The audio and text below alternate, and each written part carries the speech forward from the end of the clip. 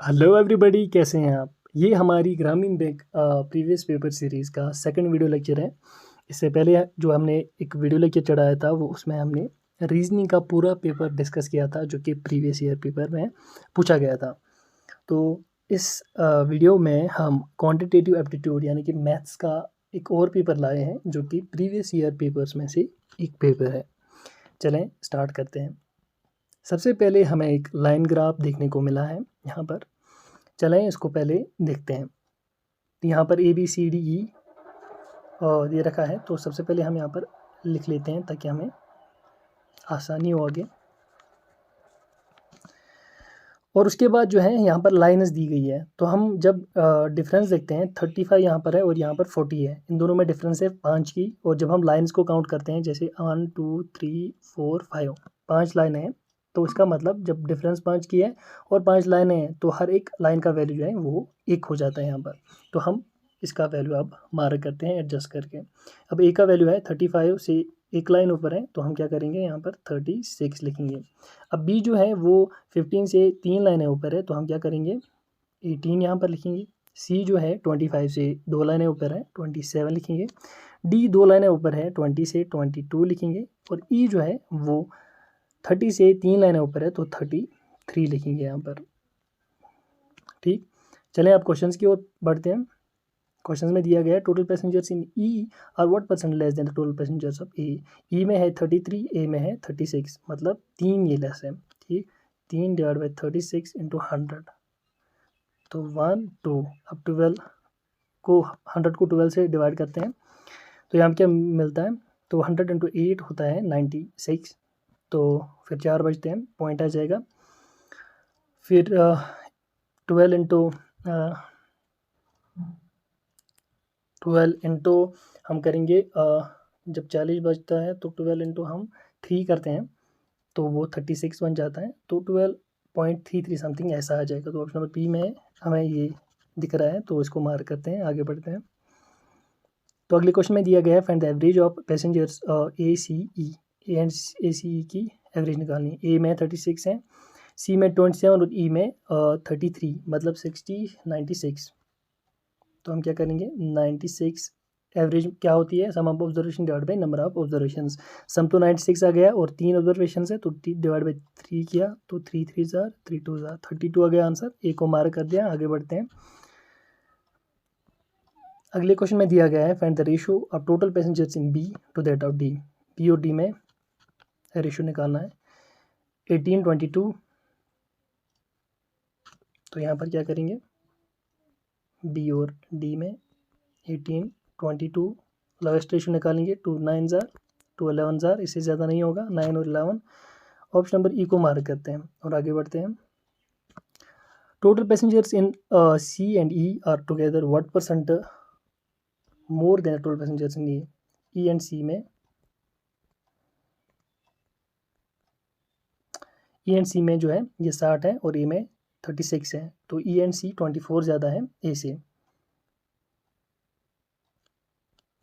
तो 24 जो है डिवाइड बाई हम 36 करेंगे मल्टीपल बाय 100, क्योंकि परसेंटेज निकालनी है। तो 6 4 जार 24, 6 6 जार 2 3। ठीक, अब ये 2 ये बन जाएगा मल्टीपल बाय 100, ये बन जाएगा 200, डिवाइड बाई करना है हमें 3, तो 3 6 जार 18, तो 2 यहाँ पर आ गया, 3 6 जार 18.66, तो 66.66 उसको हम 66 2 डिवाइड बाई 3% भी लिख सकते हैं। इसको मार्क किया, आगे बढ़ते हैं। Find total number of passengers travelling in B C D together. B C D together, इसमें हमें देखना है बी सी डी में टोटल पैसेंजर्स कितने हैं। तो बी सी डी में जो है 18 और 22 40 हो गए और 67 27 को मिला के बनते हैं। सी को मार्क किया, आगे बढ़ते हैं। तो अब हमारे सामने जो है नंबर सीरीज दिखना शुरू हो गई है। इसको कैसे अप्रोच करते हैं, सबसे पहले हम देखते हैं नंबर्स को पहले देखते हैं। अब यहाँ पर जो है 12 12 24 72 1440, देखो नंबर जो है मेजर मार्जिन से बढ़ रहे हैं, बहुत ज़्यादा मार्जिन से बढ़ रहे हैं। तो यहाँ पर हम डिफरेंस बेस्ड अप्रोच जो है वो लगा ही नहीं सकते। यहाँ पर हम मल्टीपल बेस्ड अप्रोच लगा सकते हैं, स्क्वायर बेस्ड अप्रोच लगा सकते हैं, क्यूब बेस्ड अप्रोच लगा सकते हैं। और जब हम नंबर्स को देखते हैं, स्क्वायर जैसा कोई भी नंबर यहाँ पर हमें दिख नहीं रहा है और क्यूब जैसा भी कोई भी नंबर यहाँ पर दिख नहीं रहा है, तो इट इज़ ऑब्वियस यहाँ पर डिफरेंस बेस्ड अप्रोच लगेगा, ये मल्टीपल के बेस्ड अप्रोच लगेगा, मल्टीप्लिकेशन बेस्ड। तो सबसे पहले हम नंबर्स को ऐसे लिख लेते हैं, 12, 24, 72, 1440। 12 इंटू 1 हमें दिख रहा है, 12 इंटू 2 24 है, 24 इंटू 3 72 है। ज़ाहिर सी बात है यहाँ पर 72 इंटू 4 होगा, तो 4 इंटू 2 हो गया 8, 4 7 28, 288। यहाँ पर बी को मार्क करते हैं, आगे बढ़ जाते हैं। अगले क्वेश्चन में क्या दिया गया है, देखो यहाँ पर जब हम सीरीज़ को देखते हैं, नंबर सीरीज़ को, यहाँ पर माइन्यूट मार्जिन से नंबर जो है बढ़ रहे हैं, क्योंकि 16 के बाद आता है 17.8, फिर 21.4, फिर 28.6, ज़्यादा मार्जिन से नहीं बढ़ रहा है। तो मल्टीप्लिकेशन बेस्ड अप्रोच नहीं लगेगा, स्क्वायर बेस्ड नहीं लगेगा, क्यूब बेस्ड नहीं लगेगा। तो यहाँ पर ऑब्वियस है कि यहाँ पर सिर्फ डिफरेंस बेस्ड अप्रोच ही वर्क करेगा, ठीक है। तो इसको हम कैसे सॉल्व करेंगे, सबसे पहले हम 16 प्लस 1.8 वो आता है 17.8, 17.8 प्लस क्या करेंगे जो वो 21.4 बन जाएगा, तो हम करेंगे 3.6, तो ये बन जाएगा 21.4। 21.4 प्लस क्या करेंगे कि वो बन जाएगा 28.6, हम करेंगे 7.2, तो ये बन जाएगा 28.6। जब हम इसको देखते हैं तो जैसे ये 1.8 इसका डबल हो रहा है, फिर 1.8 अगर हम डबल करेंगे 3.6 बन जाएगा, 3.6 को डबल करेंगे 7.2 बन जाएगा। तो ये ऐसे ही शायद वर्क कर रहा है। तो आगे देखते हैं क्या हो रहा है, 28.6 अगर हम 7.2 को डबल करेंगे ये 14.4 आ जाएगा, तो ये क्या बनेगा, ये बनेगा 43। बिल्कुल यही इसका जो है प्रॉपर प्रोसीजर है।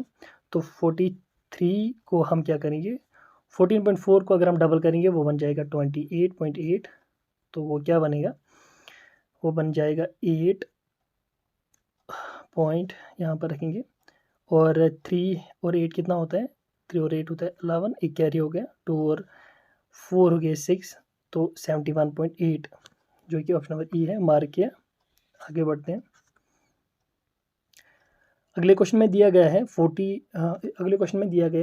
7 8 3 4। देखो जब भी अगर आप किसी भी नंबर सीरीज़ को पहले एक जो नंबर है वो बड़ा है, फिर अब्रप्टली नीचे जा रहा है, फिर सीरीज़ आगे से कंटिन्यूसली बढ़ती जा रही है, डाउन नहीं हो रही है, तो वहाँ पर आपको समझ जाना चाहिए कि उस पैटर्न में सबसे पहले 0.5 से मल्टीपल होता है। जैसे हमने यहाँ पर 12, देखो 12 7 8 13x यहाँ पे फाइंड आउट करना है ना, चलो यही लिखते हैं 68.5, ठीक।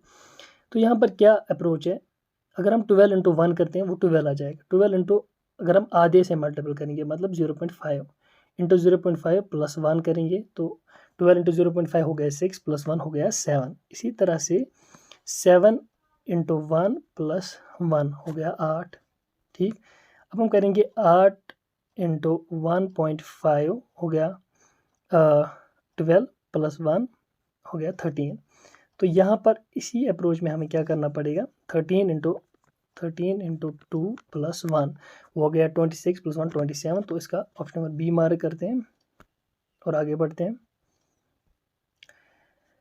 यहाँ पर क्या दिया है, 72 79 65 93। देखो बहुत ज़्यादा मार्जिन से नहीं बढ़ रहा है, हम देखते हैं इसको क्या कैसे अप्रोच करते हैं हम। ना तो बहुत ज़्यादा मार्जिन से बढ़ रहा है ना तो घट रहा है, चलो हम डिफरेंस बेस्ड अप्रोच ही लगाते हैं। 72 79 65 93 149। तो यहाँ पर जो है प्लस 7 हो रहा है, यहाँ पर माइनस 14 हो रहा है, यहाँ पर प्लस 28 हो रहा है। जब हम इस अप्रोच को देखते हैं तो यहाँ पर 7 फिर 14 फिर 28, जैसे 7 का डबल होता है 14 का डबल होता है 28, इसका मतलब यहाँ पर भी 28 का डबल होगा, वो होता है 56। जब हम साइंस को देखते हैं पॉजिटिव नेगेटिव पॉजिटिव, तो यहाँ पर नेगेटिव आना चाहिए। जब हम 13 को 93 को 56 से सब 93 को सब्ट्रैक्ट करते हैं 56 से, तो जब हम 13 को 6 जो है सब्ट्रैक्ट करते तो हमें 7 मिलता है, और 8 को 5 से जो है सब्ट्रैक्ट करते हैं तो हमें 3 मिलता है। तो 37 इसका आंसर होगा। डी को मार्क करते हैं, आगे बढ़ते हैं। तो अगले क्वेश्चन में क्या दिया गया है, 8 9 1 8 9 19 80 58। तो इसको लिखते हैं पहले 8 9 19 58 2 3 3। तो इसको क्या करेंगे, इंटू 1 + 1 इंटू 2 + 1 इंटू 3 + 1, ठीक, इंटू 4 + 1 इंटू 4 + 1, ये 58 इंटू 4 + 1, तो ये होगा इंटू 5 + 1। जब हम 5 से करते हैं 5 3 = 15, तो +1 एक हो गया 16 1 कैरी, 5 3 = 15 कैरी वाला एक 16 1 कैरी, 5 2 = 10 हो गया 11 66 इसका आंसर होगा। मार्क करते हैं और आगे बढ़ते हैं। अब यहाँ से हमें अरिथमेटिक के कुछ क्वेश्चंस दिखना शुरू हो गए हैं, चलो इनको सॉल्व करने की कोशिश करेंगे। If the age difference between the present age of P and Q is 3 years, and the ratio between the age of P and Q after 2 years will be 5:4, then find the age of P after 2 years। देखो, अगर आपकी as for example 10 years है और आपके भाई की as है 13 years, ठीक, तो आप दोनों की एज में कितनी डिफरेंस है, 3 साल की डिफरेंस है। वहीं पर अगर आपकी एज 20 साल के बाद 30 ईयर्स है और आपकी, अब जाहिर सी बात है जब आपकी एज 20 साल के बाद 30 ईयर्स पहुंच जाएगी और आपके भाई की भी एज में जो है 20 ईयर्स ऐड तो होंगे, और जब 20 ईयर्स उसकी एज में भी ऐड होंगे तो उसकी एज 33 होगी और आपकी 30 होगी। तो जाहिर सी बात है वहाँ पर भी तो जो है आपके और आपकी भाई की एज में डिफरेंस जो है वो 3 की होगी। जब आप 10 साल के थे तब भी 3 की डिफरेंस है, और 20 साल के बाद भी वही डिफरेंस है। तो यहाँ पर वैसा ही एक अप्रोच है।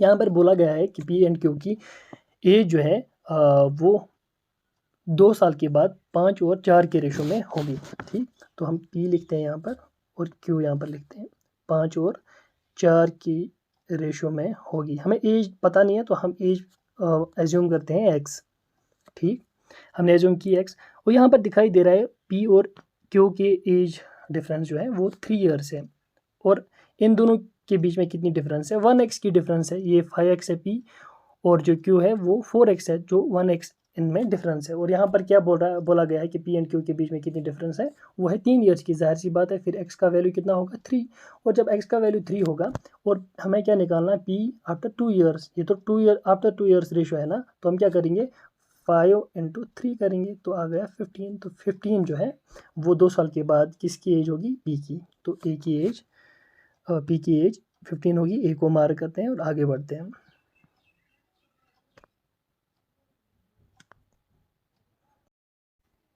हम सबसे पहले क्या करेंगे, हम ए यहाँ पर लिखेंगे और बी लिखेंगे यहाँ पर। देखो हमें पता है कि बी जो है, बी का वैल्यू है बी जो है वो 100% है, क्योंकि हमें यहाँ पर दिया गया है कि ए जो है वो बी से 20% ज़्यादा है। अगर हम बी का वैल्यू जो है वो 100 रखेंगे तो ए का वैल्यू हमें 120 रखना पड़ेगा, क्योंकि ए जो है वो 20 ज़्यादा है बी से, परसेंट ज़्यादा है। तो हम डायरेक्टली परसेंट 100% ही होता है, सेंट में ही, सेंट का मतलब भी 100 होता है। तो अगर हमने बी का वैल्यू 100 रख लिया तो ए का वैल्यू हमें 120 रखना पड़ेगा, क्योंकि हमें ऐसे लिख लिया, हम रेशो में इसको कन्वर्ट करते हैं, क्योंकि हमें पता तो नहीं है, हमने एज्यूम कर लिया कि इतना होगा। सबसे पहले हम लवेस्ट रेशो इसका बनाएंगे, हम काट लेंगे पहले इसको कि इसका लवेस्ट रेशो क्या बनेगा। 0 से 0 कटेगा, 2 6000 और 2 5010, तो ये इसका रेशो बन गया। क्योंकि हमें इसका वैल्यू नहीं पता कि कितनी इनकम है, तो हम इसको प्रिज्यूम क्या करते हैं, एज्यूम क्या करते हैं, 6 एक्स लिखते हैं, एक्स लिखते हैं, एक्स इनकी फॉर एग्जांपल इनकम है, और 6 और 5 जो है ये रेशियो डिफरेंस है, तो 5 यहाँ पर भी एक्स लिखते हैं। क्योंकि हमें जो है हमने 6x और 5x इनका रेशियो लिया, अब हमें क्या करना है, ये दोनों जो है वो अपनी सैलरी का 30% जो है वो सेव करते हैं, ठीक। और उनकी जो सेविंग्स मिला के बनती है वो बनती है 26,400। अब एक्स का वैल्यू हमें नहीं पता, कैसे निकालेंगे हम, इन दोनों जो रेशियोज़ को है सम करते हैं। पहले 6 और 5 मिला के 11 बनता है। जब हम 11 से इसको डिवाइड करते हैं, 11 इंटू 2 वो हो गया 22, फिर 4 बचता है, इस 4 को दिया 44 बन गया, 11 इंटू 4 44, फिर 11 इंटू 0 0 ही आ गया, 11 इंटू 0 0 ही आ गया। तो एक्स का वैल्यू जो है वो हमें 2400 मिल गया। अब हमें क्या करना है, बी का वैल्यू निकालना है। हम डायरेक्टली 5x जो है इसका वैल्यू निकालते हैं, क्योंकि बी जो है वो सेव करता है 30%। हम बी का वैल्यू यहाँ पर क्या करते हैं, 5x पहले ये निकालते हैं।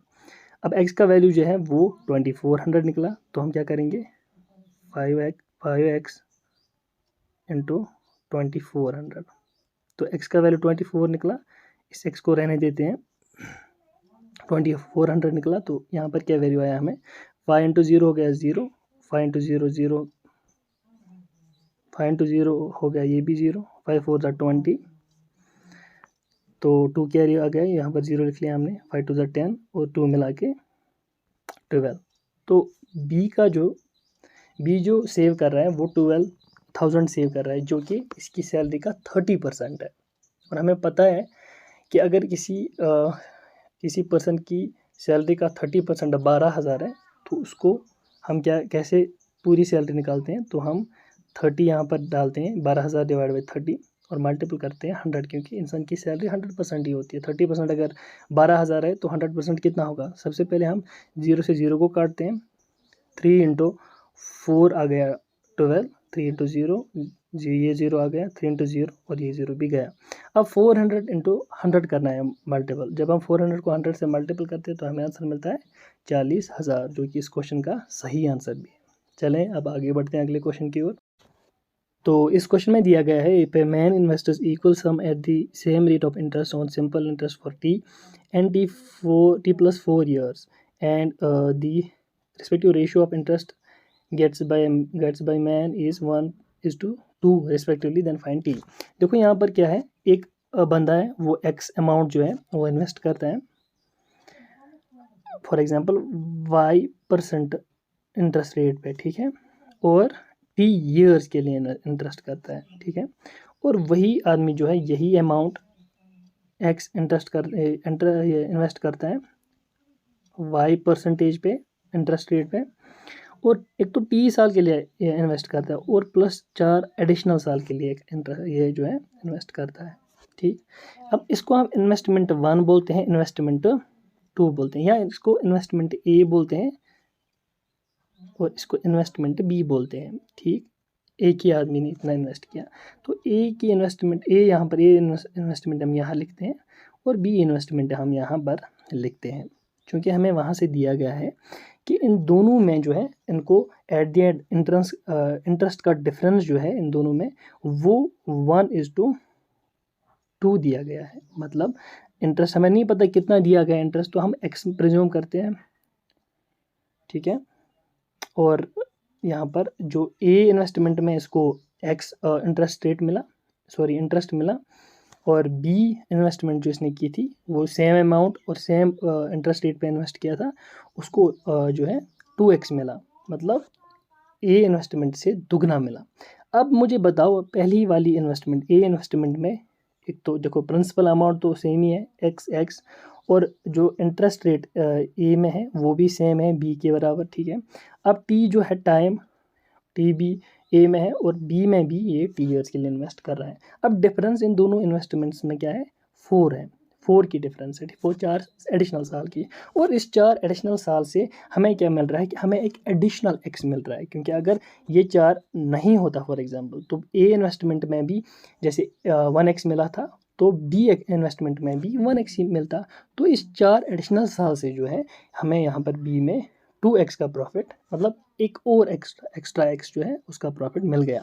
तो हमें यहाँ पर जो x का वैल्यू है वो यहाँ पर मिल गया, x का वैल्यू हमें 4 मिल गया, ठीक है।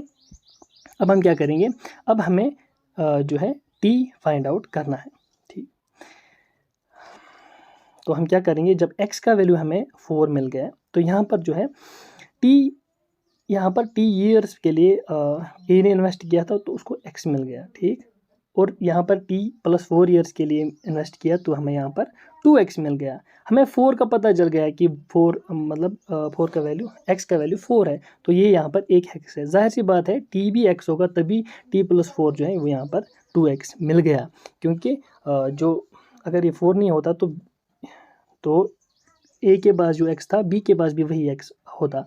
4 एडिशनल x मिलने से जो है वो और एक x इसको मिल गया। जाहिर सी बात है जब x का वैल्यू 4 होगा तो t का भी वैल्यू 4 होगा। कैसे, हम समझते हैं, ठीक है। तो हम क्या करेंगे, t + 4 = 2x, क्योंकि b इन्वेस्टमेंट में हमें 2x मिला ना, 2x मिले थे। तो हम क्या करेंगे, t + 4 = x का वैल्यू कितना है, x का वैल्यू 4 है, 2 × x, तो x का वैल्यू जब 4 है 2 × 4 हो गया 8। इस 4 को जो है हमने इस साइड लाया, ये प्लस से माइनस हो गया, तो हमने इसको यहाँ पर लिखा 8 - 4, वो कितना हो गया 4। तो यहाँ पर t का वैल्यू कितना आ गया 4। हम डायरेक्टली t को जो है ऑप्शन नंबर ई मार्क करेंगे, जो कि 4 है। चलें आगे बढ़ते हैं। अब क्वेश्चन नंबर 54 में दिया गया है, 12 women can complete a work in 64 days, then find how many women will be required to complete 2/3 of the same work in 16 days. देखो, सबसे पहले हम क्या करेंगे, 12 जो वुमेन है वो 64 डेज में एक काम कंप्लीट करती है, ठीक है। तो हम क्या करेंगे, इसको मल्टीपल करते हैं, हम टोटल नंबर ऑफ वुमेन देखेंगे एक दिन में उस काम को करने के लिए कितना टाइम लगेगा इसको, ठीक है। 64 को अगर हम 10 से मल्टीपल करते हैं तो 640 आता। 64 को अगर हम 2 से मल्टीपल करेंगे तो 128 आएगा। तो मिला के कितना बन गया, 8, 6, 7। तो हमें 12 × 64 कितना आ गया, 7, 6, 8। तो total women required to do the same work in 1 day is 7, 6, 8, एक दिन में करने के लिए।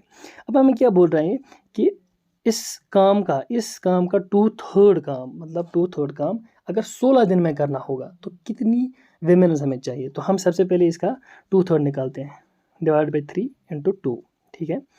अब इसको करते हैं 3 × 2 = 6, 16 बन गया, ये एक इसको दिया तो 3 × 5 = 15, एक इसको दिया 18 बन गया, 3 × 6 = 18,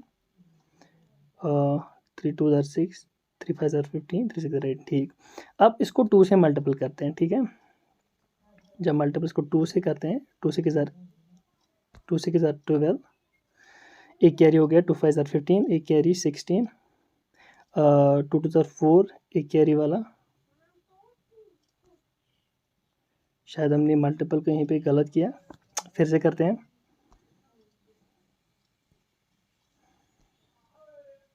7, 6, 8, ठीक है, /3 × 2, 3 × 2 = 6, 3 × 5 = 15, 3 × 6 = 18, ठीक है।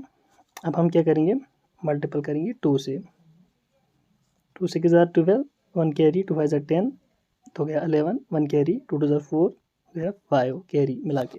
तो 512 जो है वो काम हमें अब करना है। अब ये काम जो है हमें 16 दिन में करना है और देखना है कि कितनी वुमेन्स की ज़रूरत पड़ेगी। तो हम क्या करेंगे, सबसे पहले हम इसको जो है 8 से काटते हैं, 8 दूनी 16। फिर हम क्या करेंगे, 8 × 6 = 48, 3 इसको मिले, 8 × 4 = 32। तो हम क्या करेंगे, 2 × 32, इतने डेज़ जो है लगेंगे 16 वुमेन्स को, 32 डेज़ लगेंगे 512 दिन का ये काम करने के लिए। तो हम क्या करेंगे, इसको ऑप्शन नंबर डी मार्क करेंगे, जो इसका सही आंसर बन जाता है। चलें आगे बढ़ते हैं अगले क्वेश्चन की ओर।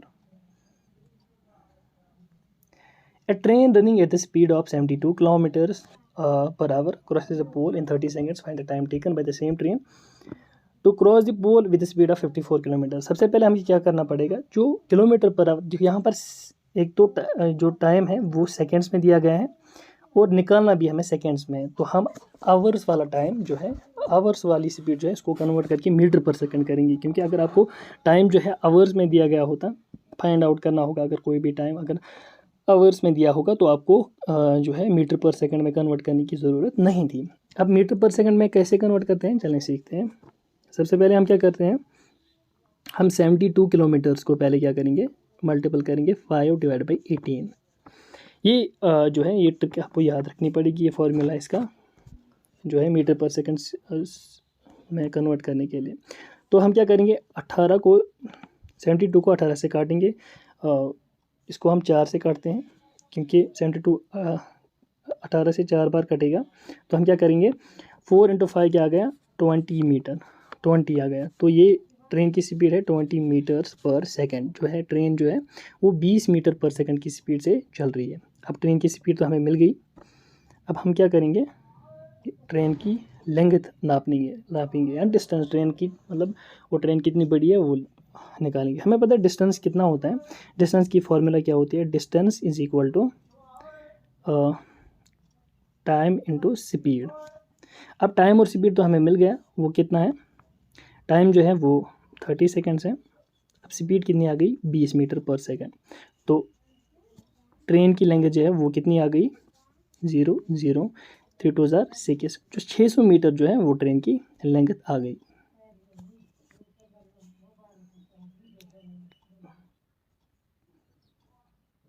मीटर, ठीक।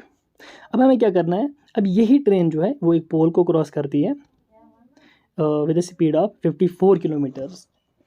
54 किलोमीटर्स की स्पीड से जो है वो एक पोल को क्रॉस करती है। इस बार जो है स्पीड को डाउन किया गया है। अब हमें जो है ये निकालना है कि कितने टाइम में वो पोल को क्रॉस कर पाती है।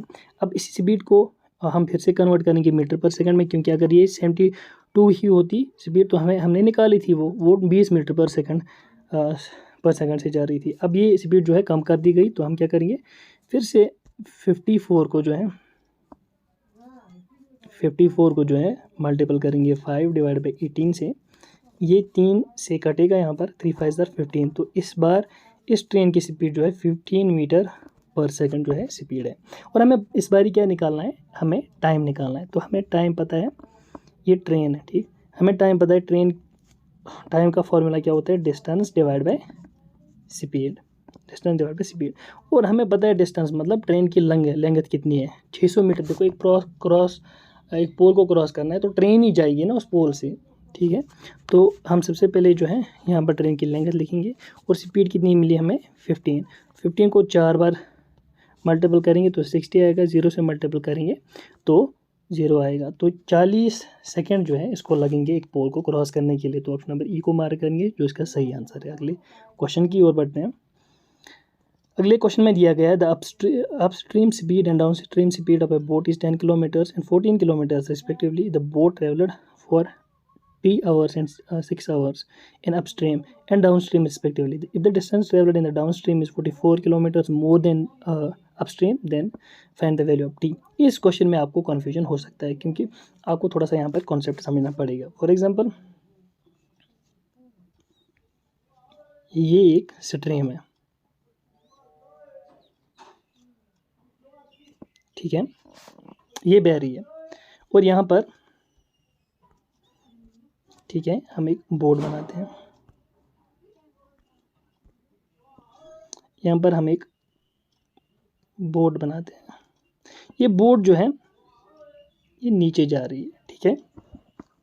अब बोर्ड की स्पीड हम एज्यूम करते हैं, फॉर एग्जांपल बोर्ड की स्पीड 10 है और ये पानी जो है ये 2 किलोमीटर की स्पीड से 2 किलोमीटर पर आवर की स्पीड से जा रहा है। बोट की स्पीड 10 किलोमीटर पर आवर है, ठीक है, और जो स्ट्रीम की स्पीड है वो 2 किलोमीटर पर आवर स्पीड है। अब जब बोट इसी डायरेक्शन में नीचे जाएगी जिस डायरेक्शन में स्ट्रीम फ्लो कर रही है, तो जो स्ट्रीम का 2 किलोमीटर स्पीड है वो जो है वो बोट की 10 किलोमीटर स्पीड से मिल जाएगा, और बोट की जो टोटल वेलोसिटी बन जाएगी वो बढ़ जाएगी और 10 से बढ़कर 12 हो जाएगी, क्योंकि बोट की स्पीड जो 10 ही है, 10 किलोमीटर पर आवर। अब जब स्ट्रीम का भी 2 किलोमीटर्स ऐड हो गया तो बोट की वेलोसिटी जो है वो अपने आप ही बढ़ जाती है। वहीं पर अगर यही स्ट्रीम ऐसे चल रही है, बट बोट अपस्ट्रीम जो है चल रही है, फॉर एग्जांपल इस बार ये बोट जो है वो यहाँ जा रही है और हमें पता है स्ट्रीम की जो स्पीड है वो है 2 किलोमीटर्स पर आवर। अब बोट की तो ऑलरेडी 10 ही है। अब इस बार क्या होगा, अब बोट इस डायरेक्शन में फ्लो कर रही है बट स्ट्रीम जो है वो नीचे की डायरेक्शन में जो है फ्लो कर रही है। अब बोट की जो स्पीड है वो 10 किलोमीटर्स है, स्ट्रीम की स्पीड जो है वो 2 किलोमीटर्स है। अब जो वेलोसिटी है वो इससे ऐड नहीं होगी, बोट की स्पीड से जो स्ट्रीम की वेलोसिटी वो ऐड नहीं होगी बल्कि सब्ट्रैक्ट होगी, घट जाएगी, क्योंकि जो बोट है उसको पहले स्ट्रीम की स्पीड को फेस करना पड़ेगा। उससे जो है बोट की स्पीड ऑटोमेटिकली 2 किलोमीटर्स डाउन होगी। तो बोट की जो एक्चुअल स्पीड है वो 10 है और अपस्ट्रीम जाके उसकी स्पीड जो है 10-2 होगी, जो कि आती है 8 किलोमीटर्स पर second, sorry 8 kilometres per hour boat की स्पीड। और यहाँ पर ट्रेन और इस डाउन स्ट्रीम में जो बोट की स्पीड 10 किलोमीटर्स थी और डाउन स्ट्रीम का 2 किलोमीटर्स मिला के जो है वो 12 किलोमीटर्स पर आवर की स्पीड बन जाती है। तो ऐसे इस क्वेश्चन का कॉन्सेप्ट है, ये आपको याद रखना पड़ेगा। डाउन स्ट्रीम और अप स्ट्रीम में यही डिफरेंस है। चलिए इस क्वेश्चन को सॉल्व करने की कोशिश करते हैं। यहाँ पर जो है हम क्या करेंगे, यहाँ पर डाउन स्ट्रीम लिखेंगे, डाउन स्ट्रीम हम ऐसे ही लिखेंगे और अप स्ट्रीम ऐसे लिखेंगे। और डाउन स्ट्रीम में हमें जो है स्पीड मिल रही है 10 किलोमीटर्स, ये जो है स्ट्रीम का सब्ट्रैक्ट करके जो है हमें डाउन स्ट्रीम मिल रही है, टोटल डाउन स्ट्रीम स्पीड है वो 10 किलोमीटर्स बन रही है। और अब डाउन स्ट्रीम जो है वो हमें 14 किलोमीटर्स बन रही है और अप स्ट्रीम जो है वो हमें 10 किलोमीटर्स बन रही है। अब यहाँ पर हमें बोट की स्पीड जो है वो निकालनी होगी, इन दोनों के बीच में जो है बोट की स्पीड होगी। देखो बोट की स्पीड यहाँ पर हम अगर हम 12 मान के चलेंगे, जब अप स्ट्रीम होगा तो स्ट्रीम का अगर हम 2 मान के चलेंगे, जब हम 12 को 2 ऐड करेंगे तो 14 आता है, ठीक। अब 12 को स्ट्रीम का 2 माइनस करेंगे अप स्ट्रीम के लिए तो वो 10 आ जाएगा। इसका मतलब जो बोट की स्पीड है वो 12 ही होगी, ठीक है। अब बोट की स्ट्रीम तो हम बोट की स्पीड जो है हमें पता चल गई, तो बोट की स्पीड यहाँ पर लिखते हैं, boat S is equal to 12 kilometres per second. सिर्फ बोट की, स्ट्रीम की नहीं। जब हम स्ट्रीम बोलते हैं तब हम स्ट्रीम की स्पीड और बोट की स्पीड एडजस्ट करके बोलते हैं, ठीक है। अब हमें यहाँ पर दिया गया है जो डाउन स्ट्रीम है, डाउन स्ट्रीम की जो उसका जो टाइम है वो यहाँ पर दिया गया है 6 आवर्स। क्योंकि हमें पता है अपस्ट्रीम जो है, अप स्ट्रीम की स्पीड 10 किलोमीटर्स है और डाउन स्ट्रीम की स्पीड 14 किलोमीटर्स है। अब यहाँ पर जो हमें स्पीड दोनों की यहाँ पर दी गई है। अब जो है डाउन स्ट्रीम का हमें टाइम भी दिया गया है। अब जब टाइम दिया ही गया है हम क्या करेंगे, बोट का जो डाउन स्ट्रीम वाला डिस्टेंस है वो मेजर करते हैं। हमें पता है डिस्टेंस जो है वो होता है स्पीड इनटू टाइम। स्पीड हमें मिल गई डाउन स्ट्रीम की, वो है 14 किलोमीटर्स डाउन स्ट्रीम की, मतलब बोट और स्ट्रीम की स्पीड एडजस्ट करके तो मल्टीपल करेंगे हम, हमें कितना टाइम यहाँ पर दिया गया है, उसको 6 आवर्स लगते हैं डाउन स्ट्रीम में। जब हम 14 इंटू 6 मल्टीपल करते हैं तो हमें 84 मिलता है, क्योंकि 6 इंटू 10 60, 6 इंटू 4 24 मिला के 84 बन गया है। अब ये 84 आ गया है। हमें क्वेश्चन में आगे बताया गया है कि जो if the distance traveled in downstream is more than 44 kilometers more than upstream then find the value of t। जो डाउनस्ट्रीम में 84 किलोमीटर्स की जो है डिस्टेंस ट्रेवल की गई। अब जो बोल रहा है कि अपस्ट्रीम की जो डिस्टेंस है वो 44 किलोमीटर्स जो है कम है डाउन स्ट्रीम से। जब हम 44 किलोमीटर्स इसमें घटाते हैं तो हमें 40 किलोमीटर मिलता है। यहाँ पर जो अपस्ट्रीम की डिस्टेंस ट्रेवल की गई है वो है 40 किलोमीटर। अब हमें जो है दो चीज़ें मिल गई। अब यहाँ पर हमें जो डिस्टेंस भी मिल गया, जो अपस्ट्रीम बोट की डिस्टेंस भी मिल गई और हमें टाइम ऑलरेडी दिया गया है, सॉरी स्पीड ऑलरेडी दी गई है। तो हमें निकालना क्या है, टी, वैल्यू ऑफ टी, जो अपस्ट्रीम का टाइम, अपस्ट्रीम बोट जो अपस्ट्रीम ट्रेवल कर रही है उसका टाइम हमें निकालना है। तो हमें पता है टाइम की फॉर्मूला क्या होती है, time is equal to distance divide by speed. तो यहाँ पर डिस्टेंस जो है वो हमें जो डिस्टेंस है वो हमें क्या मिली थी, इससे पहले 40 किलोमीटर, ठीक है। अब स्पीड क्या है यहाँ पर अपस्ट्रीम की, वो एडजस्ट करके 10 किलोमीटर पर आवर है। तो यहाँ पर इसको इससे काटते हैं, जो टाइम है वो 4 आवर्स लगेंगे, ठीक है। अपस्ट्रीम को 40 किलोमीटर कवर करने के लिए 4 आवर्स लगेंगे, जो कि ऑप्शन नंबर ए में आता है और ये इसका सही आंसर बन जाता है। चलें बढ़ते हैं अगले क्वेश्चन की ओर। इस क्वेश्चन में क्या दिया गया है, an article was market up by 50% above the cost price and allowed RS50 discount at market price at market या on market price, if shopkeeper still made a profit of 50 then find the selling price of the article. देखो market price क्या होता है, एक होता है cost price. Cost price अगर आपका फॉर एग्जांपल 100 है, आपने 100 में कोई चीज़ लाया, ठीक है, आप इसको एक प्राइस यहाँ पर किस प्राइस पे बेचते हैं आप, फॉर एग्जांपल आपने उस पर प्राइस लिखा, यहाँ उस पर ऑलरेडी कोई प्राइस टैग लिखा है 150 का और आपको वो जो है 100 का ही मिल गया। आप कोई शॉप चलाते हैं, आप कोई सामान लाते हैं, उसका MRP लिखा होता है, मार्केट प्राइस जो है वहाँ पे लिखा होता है फॉर एग्जांपल 150 और आपको वो खुद पड़ा है 100 का, और जब आप बेचते हो उस पर लिखा होता है मार्केट प्राइस। अब आप तक है, आप उसको बराबर 150 का बेचेंगे या थोड़ा सा डिस्काउंट देंगे, बट आप 100 से ज़्यादा ही बेचेंगे, तभी आपको प्रॉफिट मिलेगा। अगर आप 100 से नीचे बेचेंगे तो ऑब्वियस सी बात है आपको लॉस होगा। तो यहाँ पर क्या दिया गया है कि एक आर्टिकल जो है उसको मार्केट प्राइस जो है वो 50% ज़्यादा लिखा था कॉस्ट प्राइस से। फॉर एग्जांपल कॉस्ट प्राइस अगर 100 होगा तो ये 150 इसका मार्केट प्राइस लिखा होगा। तो इस पर ये क्या बोल रहा है कि इसने इस दुकानदार ने जो है 50 रुपये का डिस्काउंट दिया और 50 रुपये का डिस्काउंट दे के उसने स्टिल 50 रुपये कमाए, ठीक है।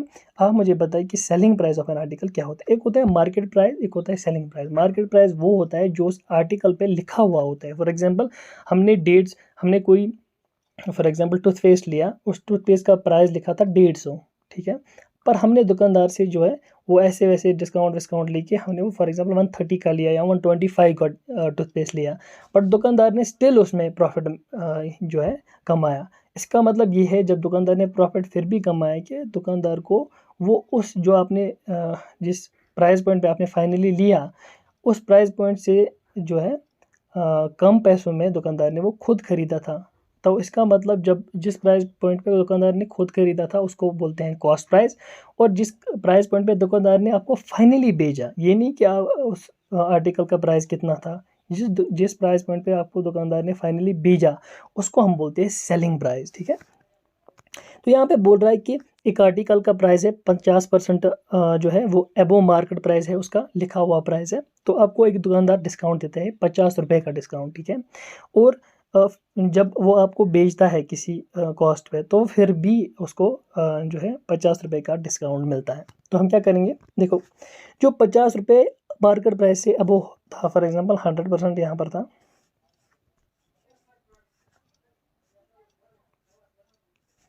100% था कॉस्ट प्राइस CP। अब मार्केट प्राइस कितना है, वो 150%, वो 50% ज़्यादा है ना, तो हम क्या करेंगे, तो ये मार्केट प्राइस है, फॉर एग्जांपल इसको X मान लेते हैं। अगर कॉस्ट प्राइस 100X है तो मार्केट प्राइस कितना होगा 150X, ठीक है। अब यहाँ पे बोल रहा है कि इसने 50 रुपये जो है डिस्काउंट दिए और फिर भी इसने जब सेल किया वो जो है उसने 50 रुपये कमाए। इसका मतलब उसने 50 रुपये कमाए और 50 रुपये डिस्काउंट दिया, टोटल मिला के जो है वो ये 100 बन गया। और जो 100 है वो उसमें उसको 50 रुपीज़ का प्रॉफिट मिला, 50 रुपीज़ उसने डिस्काउंट दिए, और ये जो 100 है उसको अगर हम काटेंगे तो हमें कॉस्ट प्राइस मिलेगा, ठीक है। कॉस्ट प्राइस मतलब उसका कितना था।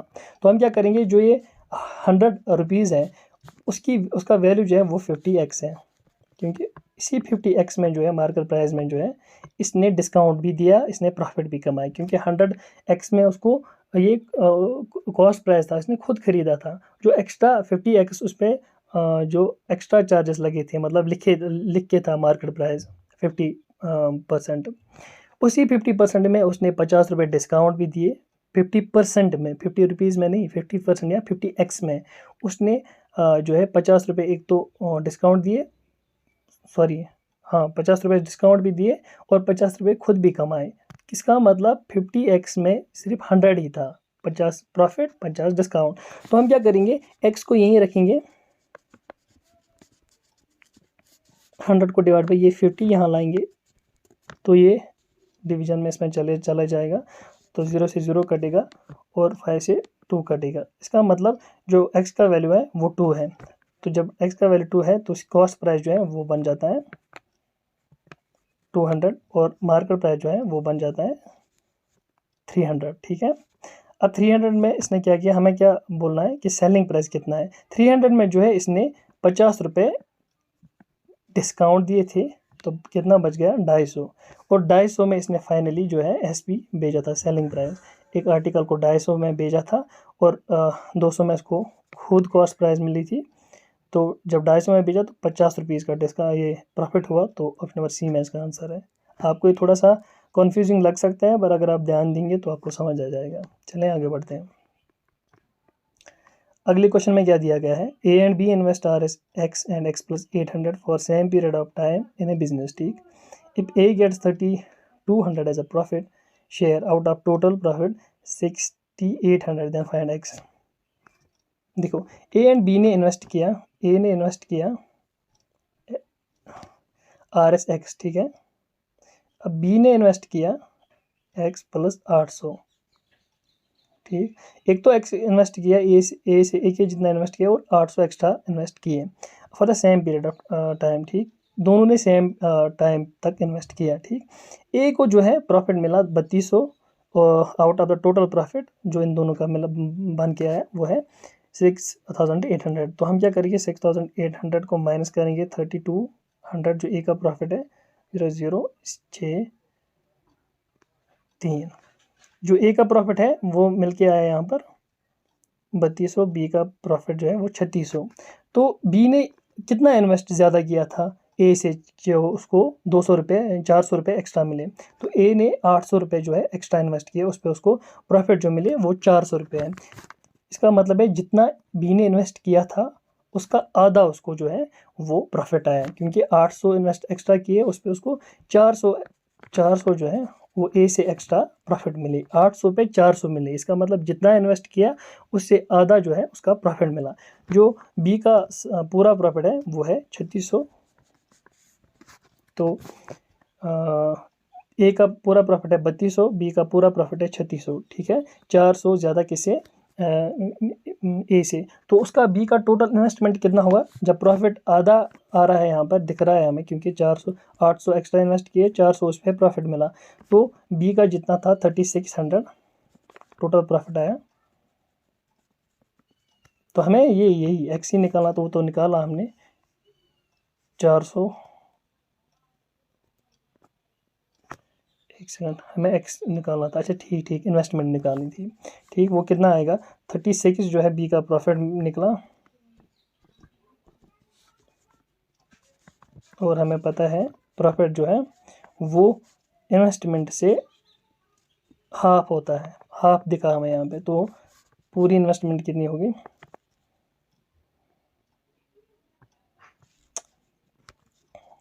ठीक 2000 0 20 0 2 6 12, एक कैरी हो गया 2 3 6 और 7 7200 को जब हम माइनस करेंगे वो 800 जो एक्स्ट्रा हमने इन्वेस्ट किए, तो वो कितना आता है, तो वो आता है 6400 रुपये। 6400 रुपये ई में हमें मिल रहा है। तो ये इसका आंसर है। बढ़ते हैं अगले क्वेश्चन की ओर। A vessel contains mixture of milk and water in the ratio of 3:1 respectively. ठीक, if 20 liters mixture is taken out from the vessel and now the difference between milk and water in the remaining mixture is 70 liters, then find the mixture in the vessel। देखो यहाँ पर क्या करना होगा आपको, अगर mixture milk या water या किसी का भी मिक्सचर होगा और हम मिक्सचर पूरे मिक्सचर में 20 लीटर बाहर निकालते हैं। फॉर एग्जाम्पल मिल्क और वाटर का मिक्सचर यहाँ पर है, मिल्क और वाटर का मिक्सचर है, और ये 3x:1x इस रेशो में है। जब हमने 20 लीटर इसमें निकाले तो रेशो चेंज नहीं होगा, क्योंकि हमने मिक्सचर निकाला। अगर हम मिल्क ही निकालते या वाटर ही निकालते तो रेशो चेंज होता। अगर हम मिल्क निकालते तो मिल्क और वाटर का रेशो फिर चेंज होता। जब हमने मिक्सचर निकाला तो उसमें जितना मतलब 3x या 4x आपने मतलब जितना मिल्क निकाला, मतलब इसी रेशो में आपने मिक्सचर निकाला होगा, तो रेशो फिर भी सेम रहता है। तो जब 20 लीटर निकाले तो मिक्सचर वही रह गया। End of the difference between milk and water in the remaining ratio is 70 litres. अभी जो 20 लीटर निकाल के अभी जो इन दोनों में डिफरेंस है मिल्क और वाटर में वो है 70 लीटर्स। मतलब मिल्क वाटर से कितना ज़्यादा है, 2x ज़्यादा है। तो 2x जो यहाँ पर है वो इसका वैल्यू कितना निकल के आया 70 लीटर्स। तो x हम यहीं पर रखेंगे। चलो आसान बनाते हैं आपके लिए, कॉम्प्लिकेटेड नहीं रखते हैं। x is equal to 70 divide by 2 होता है 35। तो x का वैल्यू जो है वो 35 जो है रह गया।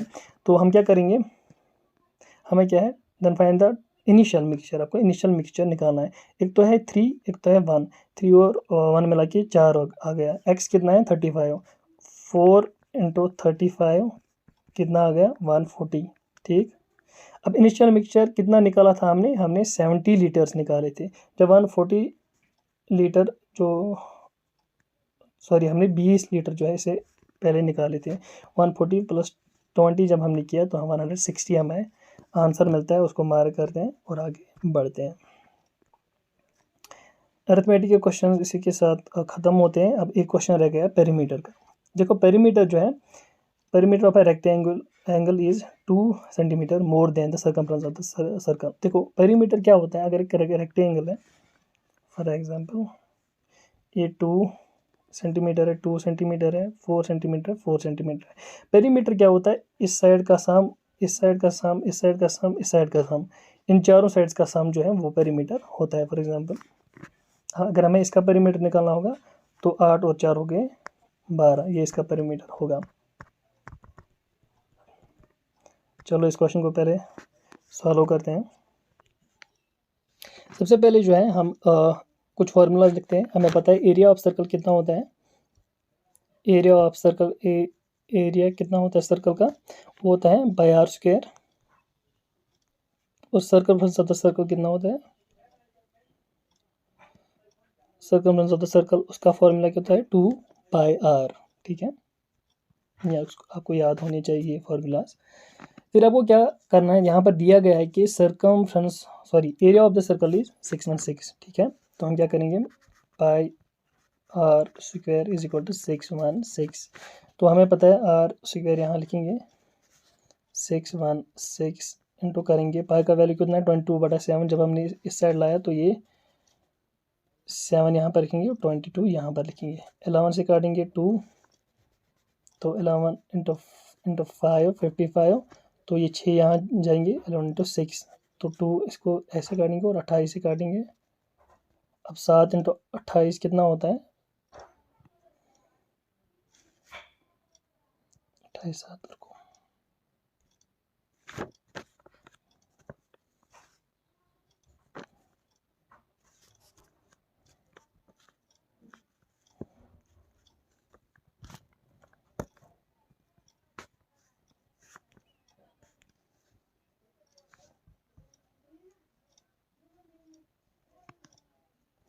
तो वो कितना आएगा 7 8 56, 5 कैरी, 7 2 14, 5 19।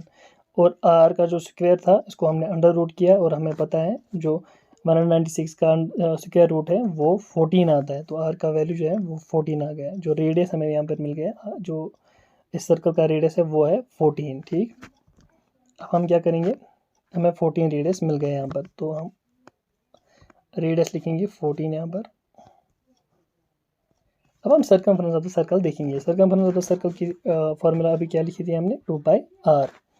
चलो हम वो लिखते हैं 2 पाई आर।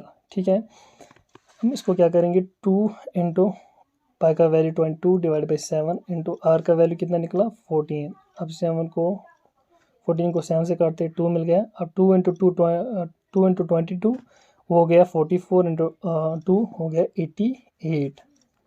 जो 88 है वो यहाँ पर सर्कमफ्रेंस ऑफ द सर्कल यहाँ पर हमें मिल गया। अब पेरीमीटर ऑफ द जो रेक्टेंगल है वो हमें 2 सेंटीमीटर ज़्यादा है। मतलब इसको जब हम 2 ऐड करते हैं वो हमें 90 जो है हमें पेरीमीटर ऑफ द रेक्टेंगल यहाँ पर मिलता है। अब हम क्या करेंगे, अब जब यहाँ पर ऑलरेडी हमें दिया गया है if the breadth of the rectangle is equal to the radius of the circle. देखो एक रेक्टेंगल में ऐसे एक रेक्टेंगल होता है, इसमें लेंथ और ब्रेडथ होते हैं, ठीक। अब यहाँ पर जो है ब्रेडथ ऑलरेडी हमें दिया गया है कि 14 जो है equal to the radius of the circle जो कि 14 है। इसका मतलब ब्रेडथ जो है वो भी 14 होगा, ठीक। अब ब्रेडथ जो है 2, जैसे लेंथ और ब्रेडथ ये 2 मतलब सेम होते हैं। अगर एक साइड दूसरे साइड का मतलब सेम होता है, जितना अगर एक साइड 10 होगा दूसरा साइड भी 10 होगा, तो ब्रेडथ अगर हमें मिल गया 14, ठीक है।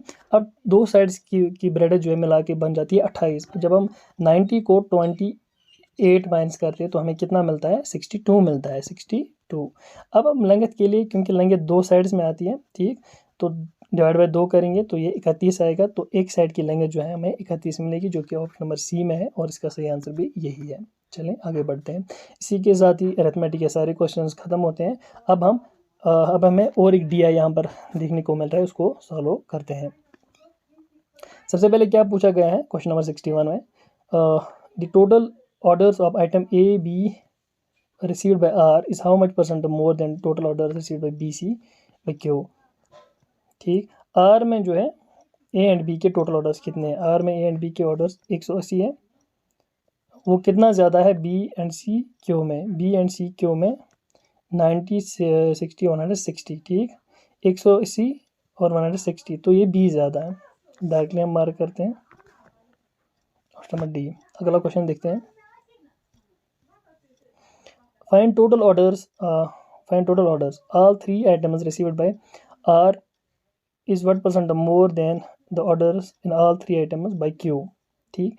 R और Q R कितना ज़्यादा है Q से, सारे 3 ऑर्डर्स में। R का कितना है टोटल 180 210, R का 210 है। अब Q का टोटल कितना है 130 200। अब 200 पूछ क्या रहा है, R is what % more than, R का कितना ज़्यादा है 10, तो हम क्या करेंगे 10 डिवाइड बाई 200 इंटू 100, ये कट जाएंगे 5%, तो ये इसका सही आंसर है। अब अगले क्वेश्चन में क्या दिया गया, find the ratio of the items received by, find the ratio of the total orders of item A and B received by P and total orders of B and C by Q, A B P B C Q, P B C Q, A B P B C Q, A B P B C Q, ठीक। A B P और B C Q, हमें ratio निकालना है, ठीक है। 8 और 6 हो गए 14, 140, 70 और 90 160, ठीक। तो 7 और 8 का रेशियो यहाँ पर बनेगा, जो कि ऑप्शन नंबर ई में है, ये इसका सही आंसर है। अगले क्वेश्चन में दिया गया है find the average number of orders of item B received by Q and R, ठीक, in is what % to the total orders of A B Q R, इसमें एवरेज में हमें निकालना है बी क्यू आर, ठीक।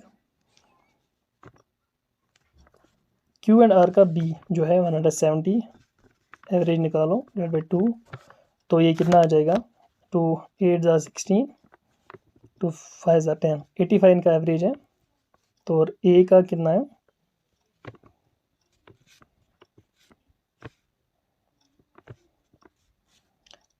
Received by P, A is what % ठीक 85, ए का P में कितना है 80। अब हमें क्या करना है,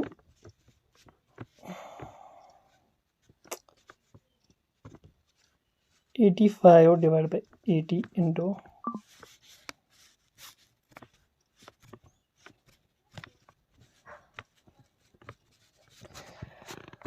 हमें ये निकालना है, ठीक। तो हम क्या करेंगे, हमें ज़रूरी नहीं है 85 निकालना, हम इसे ज़्यादा ही कितना है वो निकालेंगे।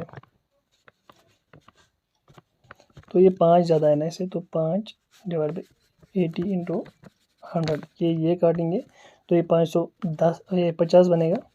अब 8 से काटते हैं, 8 से के साथ 48, तो 2 बच गया, पॉइंट चढ़ेगा। 8 8 2 16 समथिंग समथिंग, तो 106 पॉइंट समथिंग ये इसका आंसर है। तो ऑप्शन नंबर बी इसका सही आंसर है। चलें आगे बढ़ते हैं। Find total orders of item A B C in P. A B C in P, A B C in P कितना है? 50, 60, 110, 190, 190 सी में आंसर है। आगे बढ़ते हैं। अब यहाँ से सिंप्लीफिकेशन के क्वेश्चन जो हैं वो स्टार्ट होना शुरू हो गए हैं। तो सबसे पहले इसको कैसे करते हैं, हम कैसे करेंगे, हम 48 डिवाइड बाई 100 इंटू 6 to 5, जैसे इसको 25 से काटते हैं, 4, 25 इंटू 25, 4 1 2, ठीक, डिवाइड बाई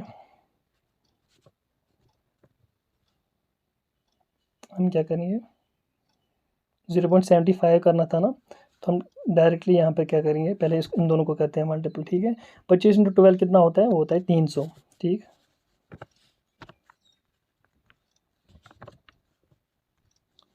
डिवाइड बाय हमें करना था 75। अब 75 हम कैसे करेंगे, हम करेंगे, हम ऊपर 100 लिखेंगे, नीचे डायरेक्टली 75 लेंगे, इससे जल्दी ये सॉल्व होगा। तो हम क्या करेंगे, 4 3 100, ठीक, इससे काटेंगे। अब 100 इंटू 4 हो गया 400, जो कि इसका आंसर है। आगे बढ़ते हैं।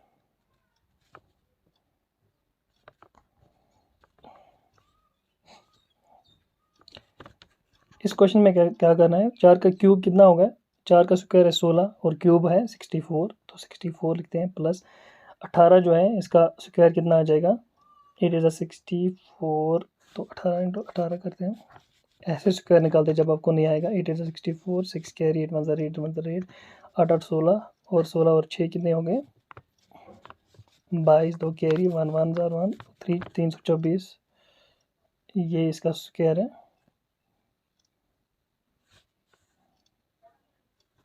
ठीक। डिवाइड बाई 7 का स्क्वायर कितना है, 49, और प्लस 1 2 1 माइनस 73, आपको ऐसे करना है, ठीक।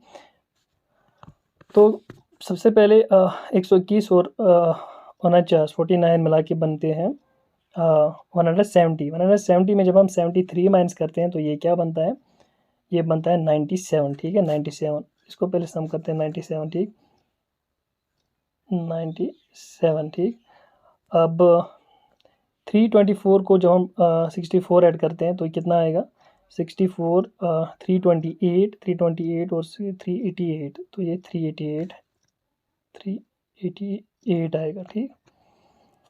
तो हम क्या करेंगे, इसको हम जो है डायरेक्टली काटते हैं। अगर हम 97 को, क्योंकि हमें देखो ये 388 जो है वो हमें 97 का ऑलमोस्ट 4 टाइम्स मल्टीपल दिख रहा है। चलो हम ट्राई करते हैं। अगर हम 4 से इसको काटते हैं, देखो 4 7 ज़ार 28, 2 कैरी, ठीक, आ गया। 4 9 ज़ार 36, फिर 2 मिला के 38 बन गए, तो ये कम्प्लीटली 4 से कट गया। तो इसका सही आंसर भी 4 ही होना चाहिए, और 4 ऑप्शन नंबर सी में है, और ये इसका सही आंसर भी है। चलें आगे बढ़ते हैं। यहाँ पर क्या करना है, 4 into X plus 120 is equal to 8 का क्यूब, ठीक, 8 इज 64 इंटू 8 करना है। तो 8 4 ज़ार 32, 3 कैरी, 8 6 ज़ार 48 और 3 512, 8 का क्यूब 512 आ गया यहाँ पर। अब हम क्या करेंगे, यहाँ पर 4x हो जाएगा प्लस 4 0 ज़ार 0, 4 2 ज़ार 8, 4 1 ज़ार 4 इज इक्वल टू 512। अब x यहीं रहेगा, ये जो है इस साइड जाएगा, माइनस हो जाएगा। अब 2 को 0 माइनस करेंगे तो वो 2 ही आ जाएगा। अब 11 को 8 माइनस करेंगे तो वो आ जाएगा 3, ठीक। अब जो है यहाँ पर अब ये 4 रह गया, 4 को 4 से माइनस करेंगे तो 0 आ जाएगा, तो 32 आ गया यहाँ पे। तो डिवाइड हम करेंगे 4, ये 4 जो है ये यहाँ पर डिवाइड करेंगे हम। अब 4 8 ज़ार 32, ये इसका आंसर आ गया। अब हम देखते हैं एक्स का वैल्यू जो है वो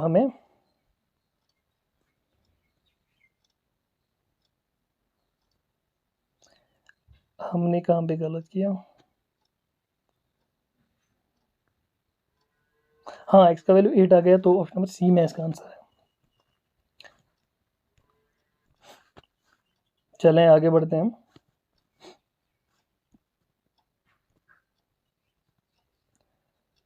अब यहाँ पे क्या करना है, देखो x plus 432 minus 205 is equal to 550। तो हमें क्या करना है, यहाँ पर x प्लस इसको माइनस करते हैं इसी से, ठीक।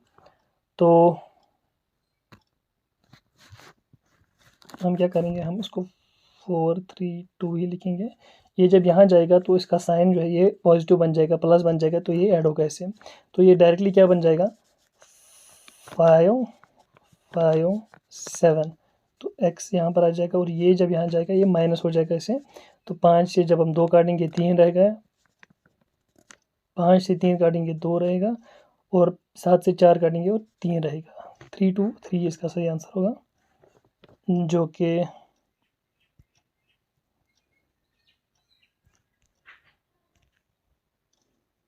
शायद ये इस क्वेश्चन में जो ऑप्शंस हैं वो ठीक नहीं दिए गए, क्योंकि हमने क्वेश्चन जो है वो ठीक से सॉल्व किया था। इसका आंसर यही आना चाहिए, 3 to 4 यहाँ पर है। तो आप अगर ऐसा क्वेश्चन आएगा तो ये अप्रॉक्सीमेशन से आ सकता है, क्योंकि अप्रॉक्सीमेशन में आपको एक्यूरेटली आंसर नहीं दिए गए होते हैं, आपको बस अप्रॉक्सीमेटली आंसर करना पड़ता है। कहीं कहीं बार आपको सिंप्लीफिकेशन के 5 क्वेश्चन आ सकते हैं, या कहीं बार आपको अप्रॉक्सीमेशन के ही 5 क्वेश्चन आ सकते हैं, कई बार मिक्सड क्वेश्चन जो है आपको पूछ सकते हैं। तो आप जो है 224 जो है इसके क्लोज में है उसको मार्क कर सकते हैं।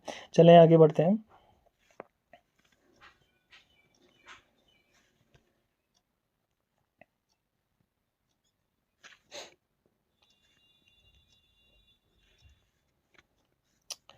आगे क्या दिया गया है,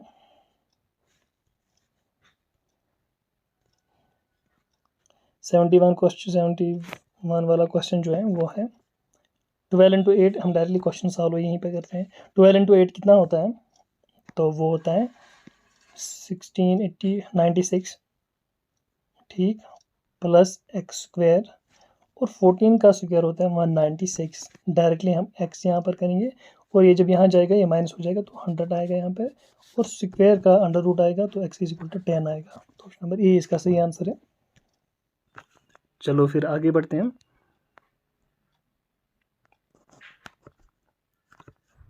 तो इस क्वेश्चन में क्या करना है, 40% ऑफ 400। जब 40% ऑफ 400 करना है तो हम डायरेक्टली 40 डिवाइड बाई 100 करेंगे, इंटू 400 करेंगे। तो ये इससे कट जाएगा, इससे कट जाएगा, 4 4 जा 16, ये बन जाएगा 160। तो डायरेक्टली हम 160 यहाँ पर लिखेंगे, प्लस एक्स परसेंटेज जब दिया है, इस परसेंटेज से 2 जीरोज़ को काटेंगे, तो प्लस 3 बन जाएगा, एक्स प्लस 3 बन, अच्छा एक्स इंटू 3 बन जाएगा, इज इक्वल टू 250। तो ये एक्स इधर ही रहेगा। 160 जब यहाँ जाएगा तो नेगेटिव साइन आएगा, तो इसको माइनस हो जाएगा, 0 से 0 सब्ट्रैक्ट करेंगे तो 0 ही आ जाएगा। 15 से 6 को करेंगे तो 9 आ जाएगा, 1 से 1 को करेंगे तो 1 ही आ जाएगा। डिवाइड पे हम क्या करेंगे, ये 3 3 3 ज़ार 3 0 ज़ार, तो 30 इसका आंसर आना चाहिए। तो ऑप्शन नंबर डी में आंसर है। आगे बढ़ते हैं।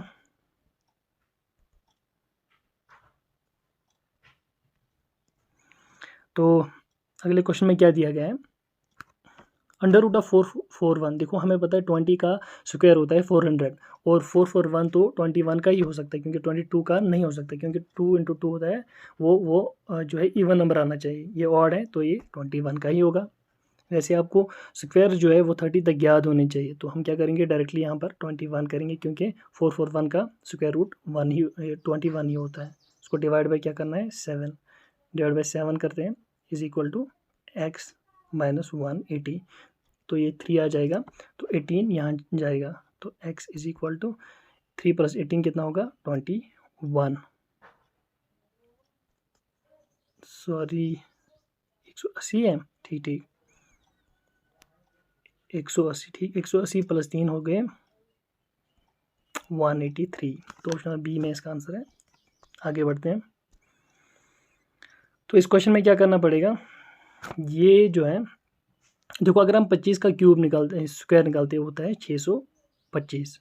तो उससे नीचे जो है वो 24 आता है, क्योंकि अगर हम 24 इंटू 24 करेंगे 4 4 16, मतलब लास्ट में 6 आना चाहिए। तो जाहिर सी बात है ये जो है ये 24 का स्क्वायर है, माइनस 144 12 का स्क्वायर है, प्लस 729 किसका स्क्वायर हो सकता है। तो जब हम निकालते हैं 9 का, जो 9 का ये 29 का स्क्वायर निकालते हैं, तो ये 29 का ही नहीं, 29 तो नहीं है,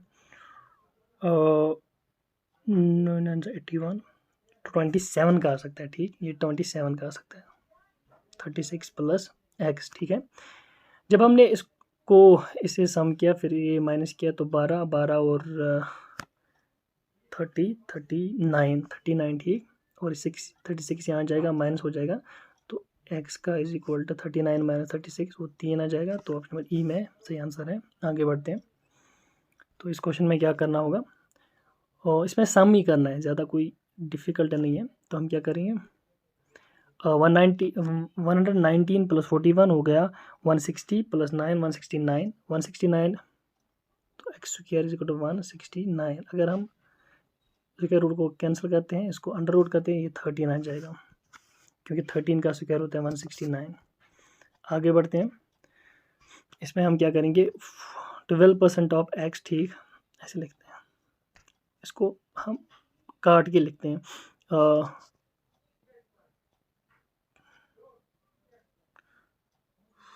4 3 12 डिवाइड बाई 425 इंटू करना है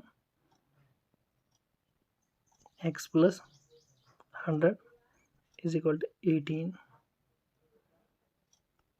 X plus 100 is equal to 18। ठीक, ये 25 जो है ये यहाँ जाएगा, तो हम क्या करेंगे, हमें इतना कुछ करना ही नहीं था, हम इसको थोड़ा सा कॉम्प्लिकेटेड बना रहे हैं, सिंपल बनाते हैं। 12 divide by 100 into X plus 100 is equal to 18। देखो ये डायरेक्टली यहाँ जाएगा, और जब ये यहाँ जाएगा तो ये क्या बनेगा, ये 1800 बनेगा। ठीक, अब हम 12 को 12x इससे मल्टीपल करते हैं, और 12 को 100 से करते हैं, 1200 इज इक्वल टू 1800। ठीक, अब 1200 जब यहाँ जाएगा, ये वहाँ पर नेगेटिव साइन होगा और माइनस हो जाएगा। जब हम इसको यहाँ इसे डालते हैं, तो ये 1800 में माइनस होगा, 1800 में 1200 माइनस करेंगे तो 600 आएगा। ठीक है, 600। अब x का ये 12 जो है ये इसके सब्ट्रैक्ट में, ये इसके डिवीजन में जाएगा।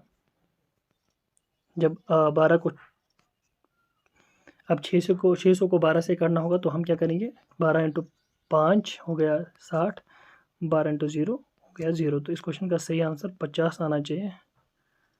नहीं, हमने, हाँ ठीक, 50 तो है ऑप्शन नंबर बी में, तो ये इसका सही आंसर बन जाता है। बढ़ते हैं अगले क्वेश्चन की ओर। तो इस क्वेश्चन में क्या करना है,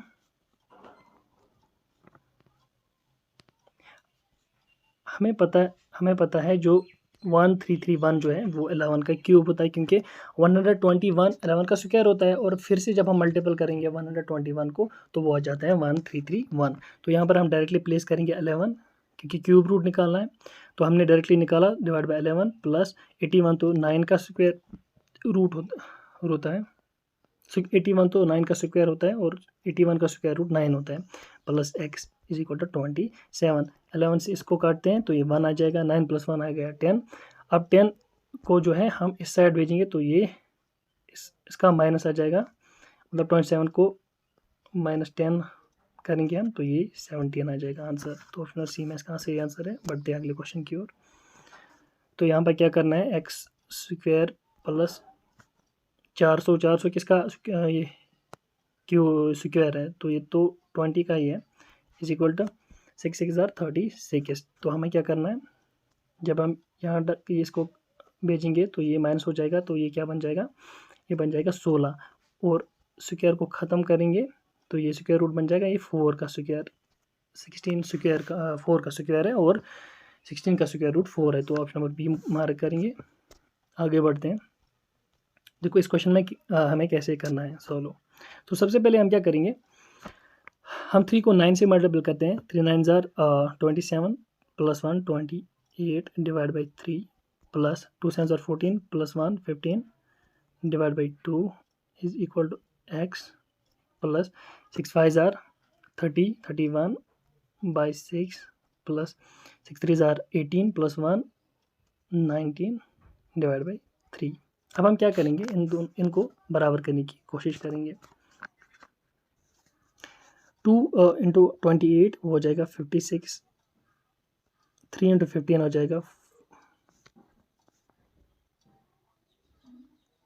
45 डिवाइड बाई, जब हम इन दोनों को भी करेंगे तो ये दोनों 6 आ जाएंगे और हम कॉमन लेंगे, ठीक, इज इक्वल टू एक्स ही रहेगा। अब इन दोनों को भी बराबर कैसे कर सकते हैं, इसको एज इट इज़ रखेंगे, इस वाले को एज इट इज़ रखेंगे, इसको ही मल्टीपल करेंगे 2 से, ठीक। अब हम क्या करेंगे, 31 सेम रखेंगे, 19 इंटू 2 वो होता है 38 प्लस 38 डिवाइड बाई 6 हमने कॉमन लिया, ठीक। अब हम क्या करेंगे, 6 और 6 को काट देंगे क्योंकि ये x के इस साइड आता है, ठीक। मगर इसको हम पहले यहाँ पर 6 लिखेंगे फिर काटेंगे जब ये होल डिवाइड बाय आ जाएगा, ठीक। अब हमारे पास क्या है, इन दोनों को जब हम सम करते हैं तो ये 100 आता है, ठीक।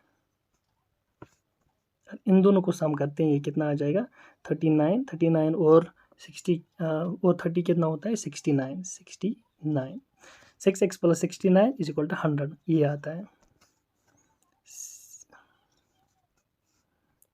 6x plus 69 is equal to 100। तो हम क्या करेंगे, 6x यहाँ पे लिखेंगे इज इक्वल टू, ये जब यहाँ जाएगा माइनस हो जाएगा तो ये 31 आ जाएगा, ठीक, 31 आ जाएगा। और जब हम x इसको 6 से डिवाइड करते हैं, x को यहाँ भेजते हैं, ये डिवीजन में आ जाएगा। तो हम क्या करें, 6 5 ज़ा 30, एक बच गया, वो एक से तो नहीं कटेगा तो 0 पॉइंट आ जाएगा और ये 10 बन जाएगा, 6 1 ज़ा 6, फिर 4 आ जाएगा, 6 6 ज़ा 36, 5 पॉइंट समथिंग आ जाएगा इसका आंसर। तो ये इस ऑप्शन नंबर डी में मिलता है, तो इसको मार्क करते हैं और आगे बढ़ते हैं। हमारा लास्ट क्वेश्चन अब आ गया, इसमें क्या करना है, 3 का 4 टाइम्स जो है पावर निकालना है। देखो हमें पता है 3 का जो क्यूब है वो आता है 81, अब 4 टाइम्स निकालना है। अब 81 इंटू 3 करना है, ठीक है। तो हम क्या करेंगे, 80 हमें पहले क्या करेंगे, हम 81 इंटू 3, 3 1 ज़ा 3, 3 ज़ा 24, ठीक, 3 1 ज़ा 3, 3 8 ज़ा 24, तो ये आ गया मल्टीपल। अब 9 का नहीं, ऐसे करना ही नहीं है क्योंकि ऐसे कॉम्प्लिकेटेड हो जाएगा। तो हम क्या करेंगे, अब यहाँ पर जो है हम इसको लिखेंगे, हमें पता है जो when bases are same power should be added. तो हम क्या करेंगे, हम इसको बेसिस को पहले सेम बनाते हैं, 3 4 मल्टीपल क्या करेंगे, 9 जो पता है हमें, 9 जो है वो 3 का स्क्वायर होता है। तो हम क्या करेंगे, 3 का स्क्वायर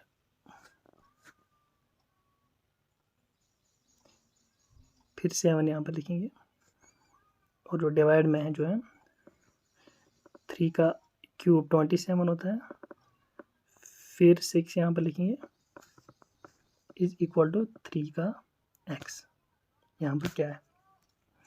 तो हम क्या करेंगे, सबसे पहले मैंने कहा 20,000 same power should be added, यहाँ पर पहले हम मल्टीपल करेंगे, ये बन जाएगा 14, ठीक, 3 6 ये बन जाएगा 18। तो हम क्या करेंगे, सबसे पहले 14 और 4 मिला के कितने होते हैं, 14 और 4 मिला के होते हैं 18, तो 3 18 आ गया और 3 6 18, तो ये जो है 3, ये भी 18 आ गया।